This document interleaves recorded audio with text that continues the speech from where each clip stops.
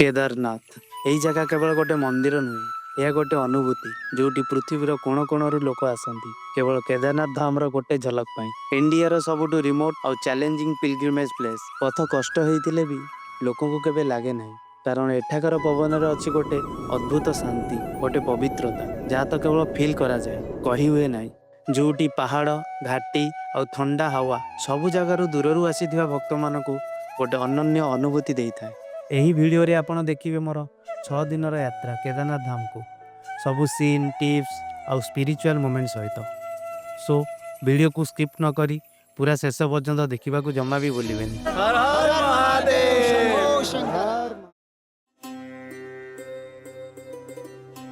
2025 ओडिशा रु केदारनाथ जावाक चाहूँगी कि मु कहि आपण मानू केमती कम बजेट रे ओडिशा रु केदारनाथ जीवे। वीडियोटी को लास्ट पर्यंत देखंतु, सब किछि जानि परिबे। केदारनाथ जावाक हेले आमको फास्ट हरिद्वार आसवाक पड़ो। जदि आप ट्रेन में आसवाक चाहूँगी देन भुवनेश्वर स्टेशन हरिद्वार जंक्शन आसवाक पड़ो। हरिद्वार में पहुँची नाइट स्टे करने को पड़ो। एंड आपड़ जदि चाहती हरिद्वार नाइट मार्केट भी बुली पारिबे। देन हरिद्वार रे डिनर करी होटल रे आसी सोई जाओ।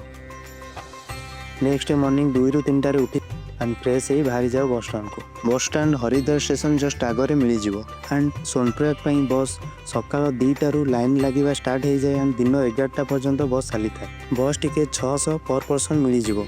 एंड वन मोर थिंग, जमा भी बस टिकेट काउंटर रू गोटे दिन पूर्व आणवेनि, 200 टंका एक्सट्रा नहीं जाए तुम ठार। बस ब्रेकफास्ट एंड लंच 3 धारा पाखे रुहे, जोटी आप लंच करें।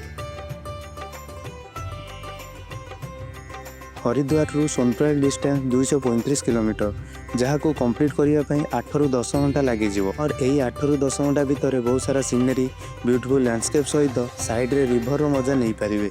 एंड जीवा बाटर जमा भी बोरिंग हेबेनी। जदि आप सकाल 4 ରୁ 5 रे बस धरुचंती देन इवनिंग सुधा सोनप्रयाग रे पहुँची जिवे। सोनप्रयाग रे पहुँची फास्ट रजिस्ट्रेशन करदेवे। जदि लाइन रु बंचा चाहूँ तो ऑनलाइन रजिस्ट्रेशन करेंगे www.chardhamyatra.com रे। सोनप्रयाग रु गौरीकुंड डिस्टेंस 5 किलोमीटर। आपन चाहिए गौरीकुंड रे भी स्टे करें।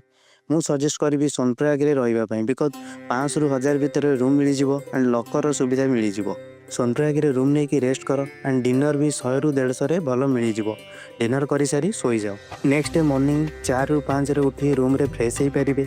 ना सोनप्रयाग रु टैक्सी रे 50 टका पर पर्सन देकी गौरीकुंड रे पहुँची जाव।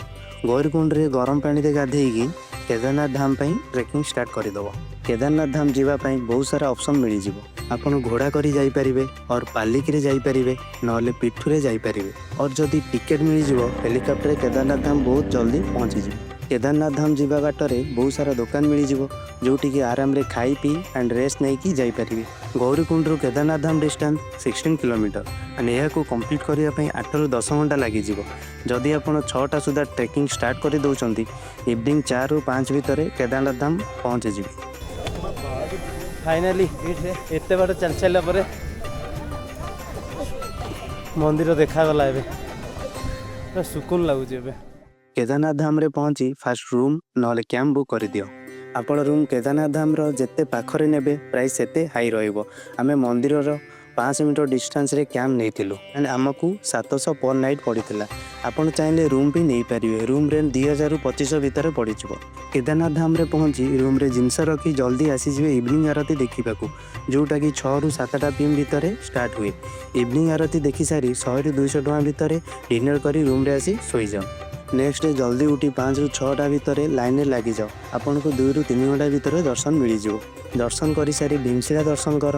यही शिला जोटा कि 2013 आसीथिबा फ्लड रु केदारनाथ मंदिर को पहुंचाइथिला। मंदिर दर्शन पर आसी जाओ आदिकवि शंकराचार्य समाधि दर्शन करिया भाई। देन आसी जाओ केदारनाथ धाम रे थिबा सबुठु हाइट रे बाबा कालभैरव मंदिर दर्शन करबा। एठी को आसीबाकू 500 मीटर ट्रैक करी ऊपर को आसीबाकू पड़िबो। बाबा कालभैरव मंदिर रु केदारनाथ धाम रो फुल व्यू देखिबाकू मिल जिवो।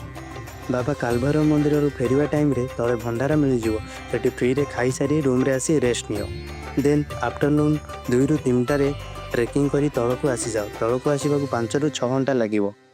देन गौरीकुंड रे पहुँची सेठी 50 टका पर पर्सन देकी टैक्सी रे सोनप्रयाग आसी जाओ एंड सोनप्रयाग रे नाइट स्टे कर। रूम 500 ରୁ 1000 रे मिल जिवो। रूम रे जिनस रखी बाहर 100 ରୁ 200 टका भितर डिनर मिल जिवो। डिनर करी रूम रे आराम रे रेस्ट कर। नेक्स्ट डे सोनप्रयाग रु बस धरी आसी जाओ हरिद्वार। रिटर्न टिकेट करी भुवनेश्वर आसी पारिबे। एठी आपनको केदारनाथ यात्रा कंप्लीट होउची। କେଦାରନାଥ ଯାତ୍ରାରେ କେତେ କ'ଣ ଖର୍ଚ୍ଚ ହେଲା ପୁରା ଡିଟେଲ୍।